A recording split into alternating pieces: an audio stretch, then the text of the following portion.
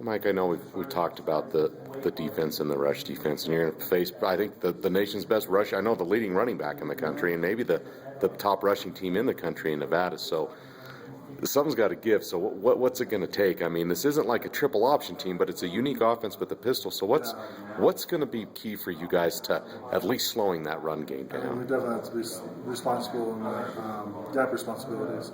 And that's definitely going to be one of the biggest things, if not the most. Right. Well, if you can explain what, I mean, I don't know. Explain what gap responsibility means, because I'm not sure if a lot of people understand that. Well, for us up front, if we're playing B gap, if we're in the 3 technique, we got to make sure that we have that gap and not, maybe come off and maybe play the A gap too soon, or the running back can bounce back into the B gap.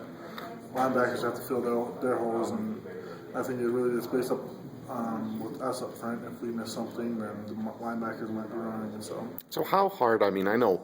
Look, for everything you do, from your footwork to hand, working with your hands to knowing the plays. How tough is gap responsibility? I mean, put that in perspective of just how easy or difficult that is. It's pretty difficult. You have to be patient. Like I said, like when you get ready and the running backs are coming downhill, getting ready to hit those holes, you might want to peek and throw into one gap too soon. But if that happens, then it makes it a little harder.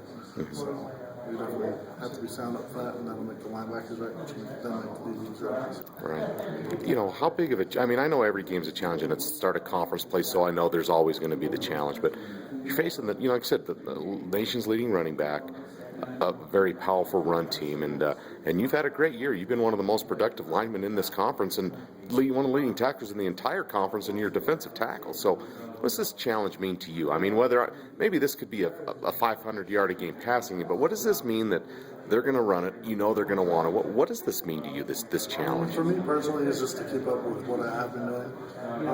I'm happy with myself. There's some things that I can always improve on, but also just to get on the leadership and get everybody else going to a higher level as well. The more that we get, the more players playing on a higher level, the easier it is for defense, for a team as a whole. I mean, you're averaging almost 9 tackles a game, and that's in the top 10 in this conference, and by far and away the leaders among defensive linemen. So, what do you attribute that to? I mean, is it just because you're senior, you've been through these battles, this? What can you attribute that to, at least to this point? I think being a senior and having the age and experience definitely is one of those things that kind of helps, and kind of things start to become second nature, and you start to pick up on more habits and learning techniques that can help you even further your game. So I think with that, and then just also with everybody else, I think I haven't made myself do this, so I've had to help all the teammates around me and everything like that. And Cal Poly, honestly, I think going into Cal Poly, I didn't think I was going to get that many plays period with the way that I thought they were going to block it up front, and with them being the option team. But they came out, and I just had to game of life. So yeah, it was good. When you see Nevada, and you're worried about the center and the gap stuff, but when you see that quarterback and you see that running back, what do you see? What stands out to your mind when you see at least those two, or do you, as a defensive tackle, you pay more attention to, like you said, gap responsibility and stuff like that? Definitely, everybody else has their progression and what they do with each and every play. So really, my main focus is kind of get the push on the offensive line, and then from there, if I can make the right play, if not, I can do what I can do to help make the play and help my teammates make plays as well. I think that'll make it easier, and being that responsible, I think that comes along with it, making sure that you go through your progressions and do it right instead of skipping one thing and having them bust a play off of your mistake. Sure.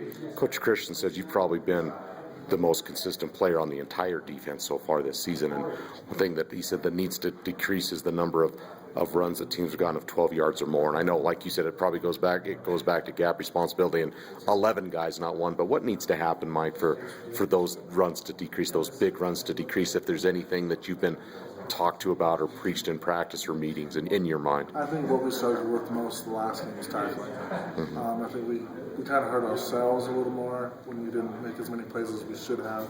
Idaho is a good team. They did have some very good backs, and the quarterback was big. So wrapping up and making those plays that we should have after the first contact would have helped a lot more. I think that's what we need to continue to do, and then being responsible and everything else. It all ties into one, makes us better as a whole.